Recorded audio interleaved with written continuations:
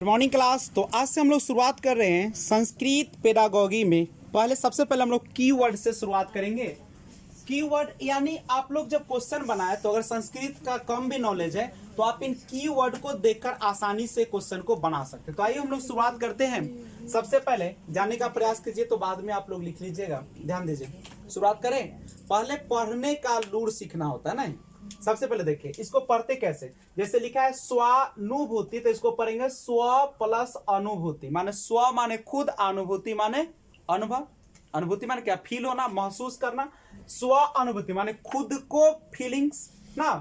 प्रकट नार्थ, देखो प्रकट नार्थ छात्रान अवसरे ददा, यानी खुद के अनुभूति जो उसने पहले से जो अनुभव लिया है उसको प्रकट करने का छात्र को अवसर देना चाहिए। बात खत्म। हम लोग पहले भी पढ़ चुके हैं कि बच्चे को अवसर जो है वह छात्र को खुद प्रकट करने का देना चाहिए। संस्कृत भी वही है। तो अगर आपको जहां भी ऑप्शन में आ जाए कौन चीज, अवसरे आ जाए, ठीक है, स्वानुभूति आ जाए, तो समझ जाइए कि आपका ये आंसर क्या होगा, बिल्कुल सही होगा।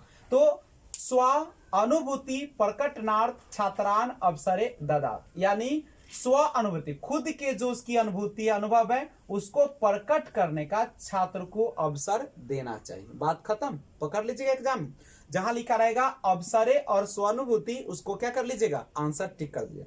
बात समझ में आ गया? आगे स्व अनुभूति माने खुद के अनुभव। जैसे आप आते हैं पढ़ने के लिए तो आप कुछ अनुभव लेकर आते हैं, ठीक है।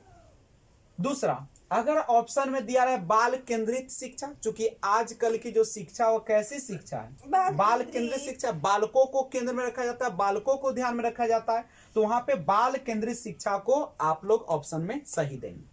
तीसरा, पाठे रुचि वर्धनम, पाठ रुचि वर्धनम, पाठ को क्या बनाना चाहिए, रुचि वर्धन, यानी पाठ को रुचिकर बनाने का जो है, ठीक है, जो भी ऑप्शन होगा वो आपका आंसर सही होगा। पाठ को हमेशा कैसा बनाना है, हम लोग को रुचि वर्धन बनाना है, रुचिकर बनाना है। विभिन्न गतिविधियां, बालकों के सामने विभिन्न प्रकार की गतिविधि कराना है ताकि बच्चे में क्या आ जाए, एक सक्रियता आ जाए, बच्चा खुद उसमें हिस्सा ले सके। गतिविधि के माध्यम से बच्चा अच्छे से समझते हैं, ठीक है। अगला है व्यवस्थित प्रयोग। किसी भी चीज का प्रयोग कैसा होना चाहिए, व्यवस्थित ढंग से, क्रम से होना चाहिए, सही से होना चाहिए।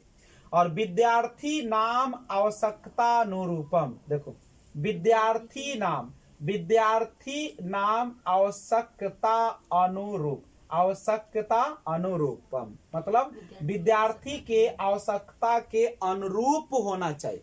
ऐसा नहीं कि बच्चे को आवश्यकता है किसी और चीज का और आप दे रहे हैं कुछ और। बच्चे को मन लग रहा है पेंटिंग्स में और आप उसको करवा रहे हैं कौन चीज, उसको इंजीनियरिंग का तैयारी करवा रहे हैं।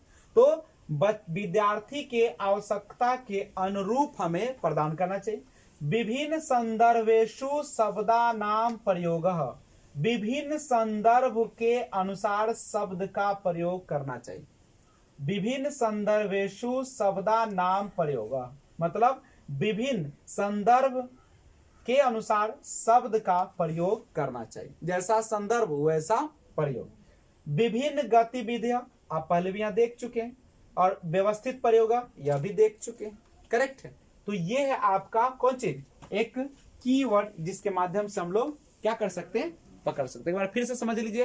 पहला, स्व अनुभूति प्रकटनार्थ छात्रान अवसर ददात, स्व अनुभूति प्रकट करने का छात्र को अवसर देना चाहिए। बाल केंद्रित शिक्षा होना चाहिए, पाठ रुचिकर होना चाहिए, विभिन्न गतिविधि में होना चाहिए, ठीक है, यानी विभिन्न प्रकार के क्रियाकलाप होने चाहिए, व्यवस्थित प्रयोग करना चाहिए, विद्यार्थी नाम आवश्यकता अनुरूपम होना चाहिए, विद्यार्थी की आवश्यकता के अनुरूप होना चाहिए, और विभिन्न संदर्भेषु शब्दानाम प्रयोग, शब्द का प्रयोग विभिन्न संदर्भ के अनुसार करना चाहिए, करेक्ट।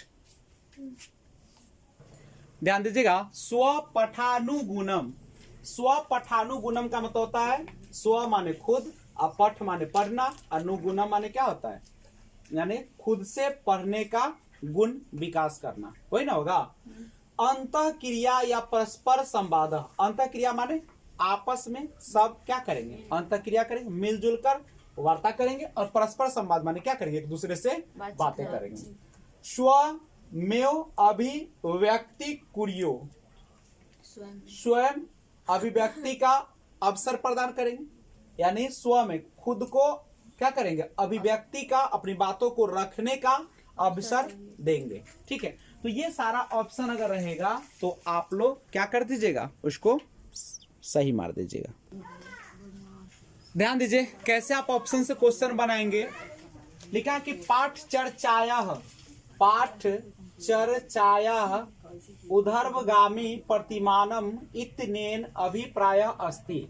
देखिए, हमें अगर इसका अर्थ भी न समझ में, पाठ चर्चा के उधरगामी प्रतिमान इत्येन अभिप्राय अस्ति, पाठ चर्चा के प्रतिमान का अर्थ क्या होता है। मान लीजिए हमको पढ़ने न भी आता है तो सबसे पहला जो नियम इसका होता है वह होता है कि हम लोग पहले बनाते थे कि बड़ा ऑप्शन देखे और इसको क्या कर दीजिए, टिक कर दीजिए। नहीं समझ में आता है तो अर्थ अब समझिए।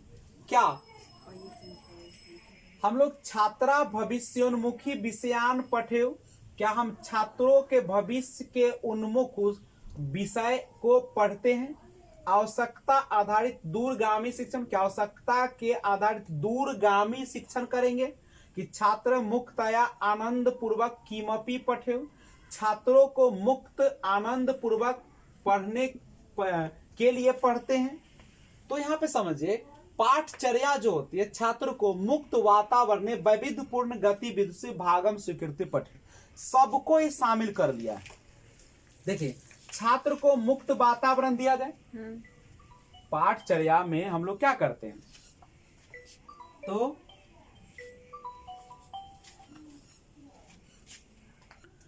कहता है कि छात्र को आप लोग पाठचर्या का अभिप्राय क्या होता है, तो मुक्त वातावरण देना चाहिए, वैविध्यपूर्ण गतिविधि कराना चाहिए, उसके बाद भागम स्वीकृत पठे, और उसमें क्या करना चाहिए, भाग लेने को स्वीकृति देना चाहिए पढ़ने के लिए।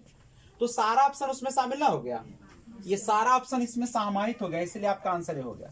यदा विद्यार्थिना पूरक पठन सामग्री से एकाम लघु कथा पठंती तदा से, लघु कथा आप लोग क्यों पढ़ते हैं, बच्चे को लघु कथा क्यों पढ़ाते हैं। कठिन शब्दा नाम वर्तनी ज्ञानार्थ पठे, क्या कठिन शब्द के वर्तनी के ज्ञान के लिए करते हैं।